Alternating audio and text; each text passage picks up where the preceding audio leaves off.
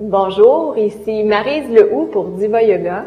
Dans une vidéo précédente, je vous ai expliqué quels sont les risques de l'ostéoporose, comment réduire ces risques-là et aussi pourquoi le yoga peut vous aider à prévenir l'ostéoporose. Dans la vidéo d'aujourd'hui, je vous présente 10 postures à pratiquer pour augmenter votre masse musculaire et ainsi prévenir l'ostéoporose par le yoga. La dernière fois, vous avez pratiqué la montagne parce qu'elle aura un impact direct sur votre posture de tous les jours. Aujourd'hui, nous commencerons d'abord par les postures debout qui renforcent les muscles et les os des jambes, du bassin et des hanches, ainsi que ceux de la colonne vertébrale. Donc, on commence tout de suite avec le triangle. Donc, dans la posture du triangle, vous commencez par élargir les jambes à peu près la largeur d'une hanche. Vous gardez les muscles très forts au niveau des jambes.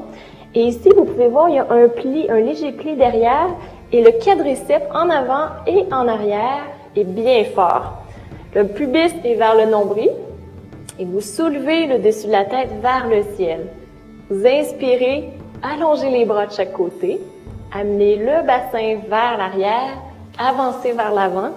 Et ici, vous gardez tout le tronc pour pouvoir solidifier chacun des muscles. Et à partir de là, vous pivotez uniquement les bras. Rapprochez les omoplates un derrière l'autre et vous n'avez pas à aller jusqu'au sol. Et si pour vous, vous avez une posture ici, ce sera parfait aussi. Donc vraiment, respectez votre posture. Respectez votre ergonomie selon l'endroit où vous êtes. Pour sortir de la posture, vous imaginez que quelqu'un vous tire par le poignet et vous sortez de votre posture. Voilà. Et vous ramenez les jambes et vous faites l'autre côté. Notre deuxième posture, c'est le guerrier 1. Moi, je vais aller de l'autre côté pour faire cette posture-là. Dans le guerrier 1, on va garder le talon soulevé. Donc, encore une fois, les pieds sont très larges, à peu près la largeur d'une jambe. Vous pivotez les deux pieds. Et le genou à l'avant est au-dessus de la cheville. C'est extrêmement important. Et si pour vous n'avez pas beaucoup de flexibilité au niveau des hanches et que vous êtes ici dans votre posture, en autant que le genou soit au-dessus de la cheville, c'est ce qui compte. Donc vraiment, respectez encore comment votre corps est. Donc pour moi, je vais aller un petit peu plus loin, juste ici, mon genou au-dessus, les deux hanches sont vers l'avant. Comme vous voyez, mon talon est soulevé vers l'arrière. Donc, mais j'amène mon talon en direction du sol vers l'arrière, tout en gardant mon genou au-dessus de la cheville. Et les deux hanches sont vers l'avant. Vous pouvez avoir les mains sur les hanches ici. Le dos est très long, très fort. Le pubis vers le nombril. Si vous le voulez, vous soulevez les bras vers le ciel. Et vous pouvez même faire un léger arc vers l'arrière. Et cette posture est vraiment formidable parce qu'elle travaille à la fois les muscles du bas du corps, la colonne vertébrale, c'est aussi une extension lorsqu'on la fait de cette façon-là, et elle travaille l'équilibre. Donc, c'est une magnifique posture à intégrer dans une pratique de yoga. Et pour sortir, on ramène les deux jambes ensemble. Notre prochaine posture, la troisième posture, c'est l'angle latéral. Donc, je vais aller de ce côté. Et pour l'angle latéral, cette fois-ci, le talon arrière va être déposé au sol et à nouveau le genou au-dessus de la cheville. On va tout d'abord dans le guerrier 2, si vous le voulez, et vous ramenez les omoplates un vers l'autre, le bassin vers l'avant. Et si vous le voulez, vous pouvez pencher vers l'arrière, vers la jambe arrière et ensuite avancer pour déposer l'avant-bras sur la cuisse et amener l'autre bras vers le haut. Et ici, vous descendez la hanche a parfois tendance à se soulever. Descendez la hanche pour vraiment sentir une ligne d'énergie qui part du pied et qui monte jusqu'au bout des doigts. Et c'est une formidable posture à nouveau pour prévenir l'ostéoporose. Elle a aussi énormément d'autres bienfaits. Pour sortir, vous revenez dans la posture du guerrier 2, ramenez les pieds et voilà. Et vous faites l'autre côté, comme pour le triangle et le guerrier 1. Notre prochaine posture sera une posture qui est surtout une posture d'équilibre. C'est la posture de l'arbre. Donc ici, à nouveau, vous prenez votre montagne Et je l'ai déjà expliqué dans une vidéo précédente, donc je vais y aller plus rapidement. Vous transférez le poids, vous soulevez, vous amenez le pied selon l'endroit où vous pouvez aller en fonction de la flexibilité de vos hanches. Vous amenez les mains devant ou encore vers le ciel, selon ce qui est préférable pour vous. Et dans cette posture, vous allez travailler à la fois les os et les muscles des jambes, et aussi, vous allez travailler la colonne vertébrale et l'équilibre. Notre prochaine posture, c'est la posture du chien tête en bas. Donc, on va aller vers une posture qui va nous aider à renforcer tout notre corps. Encore une fois, on l'a déjà vu dans une vidéo précédente. Je vais juste vous la montrer rapidement. Donc, les mains à la largeur des hanches. On recule les pieds un peu plus loin. Et on soulève les hanches vers le ciel. Et ici, on pousse vraiment dans les mains. Et en même temps, les hanches sont vers le ciel pour avoir le dos le plus long possible. Vous pouvez plier les genoux si jamais vous en avez besoin. Et vous amenez les talons en direction du sol. Ils ne sont pas obligés d'aller jusqu'au sol, mais vous les amenez en direction du sol. Et à nouveau, vous gardez le pubis vers le nombril. Vous activez tous les muscles du corps, la chaîne à l'avant des muscles et la chaîne à l'arrière. Donc, c'est une super belle posture. Et on va continuer maintenant vers les extensions, les postures d'extension. Et la première posture d'extension qu'on va voir, c'est le cobra. Donc, tant qu'on va faire un cobra, pas de bras. Donc, dans les extensions, on commence tout d'abord par aller au sol ici. Les mains sont sur le côté du corps. Vous amenez la tête au sol. Et vous appuyez les pieds au sol. Et à l'inspiration, vous soulevez avec la force du dos. Les pieds, des fois, ont parfois tendance à soulever. Dans cette posture, on ne les soulève pas. On garde vraiment la force du dos. Puis vous allez sentir ici le bas de votre dos qui est très, très actif. Les épaules sont vers l'arrière et c'est une superbe posture pour renforcer tous les muscles qui sont à l'arrière du dos, qui vont aider à soutenir la colonne vertébrale. La prochaine posture, bateau sur le ventre. Et le bateau sur le ventre est une autre variante qui ressemble beaucoup au cobra. Cette fois-ci, on amène les mains sur le côté. Les pieds sont bien allongés. Et vous inspirez, vous soulevez l'avant et l'arrière. Vous pouvez soulever les bras aussi.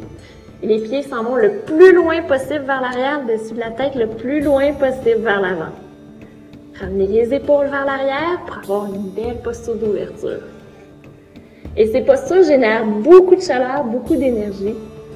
Donc, ça va être vraiment des belles postures que vous allez peut-être aimer, qui vont faire travailler vos muscles, évidemment parce que c'est ce qu'on cherche, puis qui vont aider aussi à renforcer les os. Prochaine posture, le pont. Donc, dans la posture du pont, on amène les pieds pour qu'ils soient juste au-dessus des chevilles, jusqu'au-dessus des genoux lorsqu'on va se soulever. Donc, ici, les pieds à la largeur des hanches. Si vous avez des pieds plus larges, ramenez-les, assurez-vous de les ramener à la largeur des hanches. Les pieds bien alignés. Et vous ramenez le pubis et à l'inspiration, vous soulevez les vertèbres vers le ciel. Et vous amenez les os ici, les os des hanches vers le ciel, tout en gardant les genoux un vers l'autre. Si vos genoux ont tendance à s'ouvrir, assurez-vous de les ramener et appuyez la base des gros orteils dans le sol. Vous pouvez aussi amener les mains à l'arrière et vous soulevez la poitrine et je vous invite à respirer, surtout avoir une respiration thoracique. Et pour sortir, vous ramenez les bras sur le côté, descendez. Ah, ça fait du bien. Et vous relâchez. Notre prochaine posture, je crois que c'est notre 9e posture, c'est la posture du bâton. Donc ici, dans le bâton, ça je vais mettre sur le côté pour bien vous la montrer. Dans la posture du bâton, vous enlevez la chair qui est au-dessus des fesses pour bien sentir les ischions qui sont au sol. Vous appuyez les fesses dans le sol et les talons poussent vers l'avant et les pieds sont bien à plat. Vous imaginez comme si vous marchiez au sol. Les orteils peuvent être écartés si vous le voulez. Les cuisses sont très actives. Dessus de la tête, appuyez vers le ciel. Et si vous avez moins de flexibilité, vous pouvez reculer pour vous assurer ici d'avoir le dos qui est très long. Si vous avez le dos arrondi ici, il faut vraiment que vous ayez le dos plus long. Donc, vous allongez votre dos. Et vous mettez les mains, les doigts vers l'avant, et vous soulevez pour pouvoir ouvrir les épaules. Vous poussez les hanches vers le sol. Et vous respirez très profondément. Cette posture semble très simple, mais si vous la pratiquez, vous allez voir qu'elle représente un très grand défi. Puis on essaie de la garder quand même peut-être 1 minute ou 2 minutes, rester dans cette posture-là pour vraiment activer toute l'énergie. L'énergie qui est à la fois qui va nous enraciner, puis en même temps qui va élever la chaleur, puis qui va nous permettre de nous élever en même temps. Et notre dernière posture, c'est la torsion assise. Donc, vous amenez les pieds à l'avant, puis un pied, soit qui peut être à côté de à l'intérieur du genou, à l'extérieur, et on va la faire un petit peu différemment. On veut s'assurer que c'est juste les muscles de la colonne vertébrale qui vont travailler. Donc, je vous invite à mettre les mains ici devant, un peu comme l'émission du génie il y a si longtemps.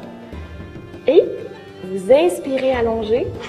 Et à l'expiration, vous pivotez du côté où la jambe est pliée. Lorsque vous inspirez, vous poussez les fesses dans le sol, soulevez le dessus de la tête vers le ciel. Et à l'expiration, vous pivotez un peu plus. Et pour sortir, vous inspirez pour revenir. Si vous faites la posture pendant 30 secondes ou 1 minute de chaque côté, vous allez vraiment pouvoir sentir quels muscles sont en train de s'étirer et quels muscles sont en train de se renforcer. Voilà, je vous ai présenté rapidement 10 postures de yoga qui contribuent à réduire les risques d'ostéoporose. Si vous savez déjà que vous avez une masse osseuse faible dans certaines régions de votre corps, par exemple les hanches ou encore la colonne vertébrale, pratiquez les postures qui touchent ces zones tous les jours.